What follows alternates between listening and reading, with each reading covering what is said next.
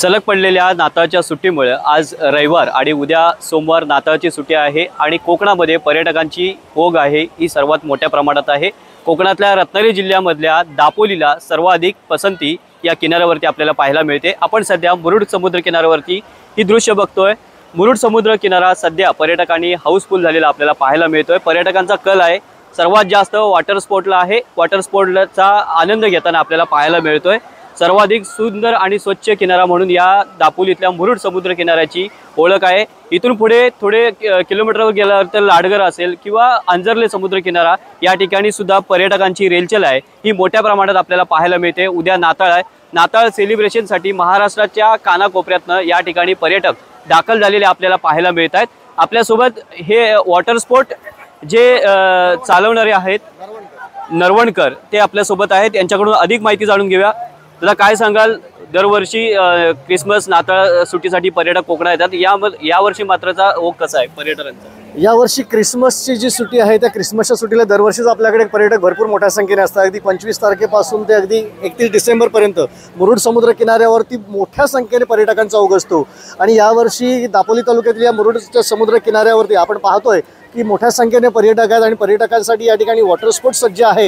याच्यामध्ये यावर्षी आपण अनेक राईड्स वाढवलेले आहेत, ज्याच्यामध्ये ऑक्टोपस राईड आहे, स्पीडबोट राईड आहे, ड्रॅगन राईड आहे, पॅरासेलिंग चालू आहे, बनाना आहे, बंपर आहे, जेटस्की आहे, डॉल्फिन शो आहे।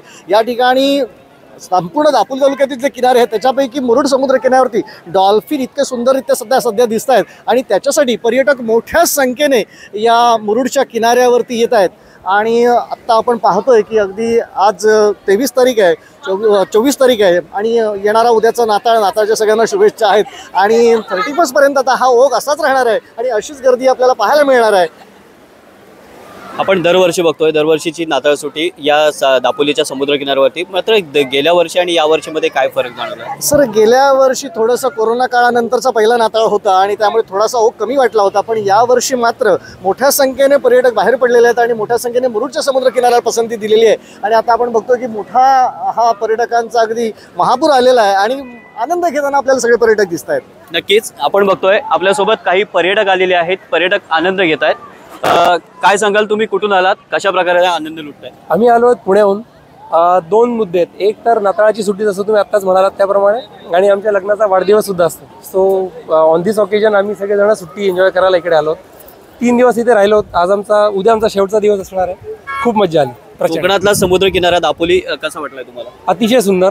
फक्त कधी कधी एकच फक्त मला या मीडियातनं तर एक सांगायची इच्छा आहे की पर्यटक खूप येतात पण संध्याकाळी परत जाताना जी ती घाण करतात ना ती त्यांनी करायला नको, हे माझं एक प्रामाणिक मत आहे प्रत्येकाने। म्हणजे नॉट मी, माझ्या मुलांचं सुद्धा हेच म्हणणं आहे की बाबा बघा जाताना हे लोक किती मजा करतात पण जाताना घाण करून जातात, ती त्यांनी करू नये ही माझी सगळ्यांना नम्र विनंती आहे।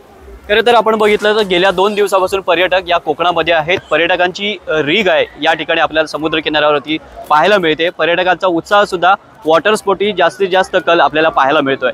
रवींद्र कोकाटे, एबीपी माझा, दापोली, रत्नागिरी।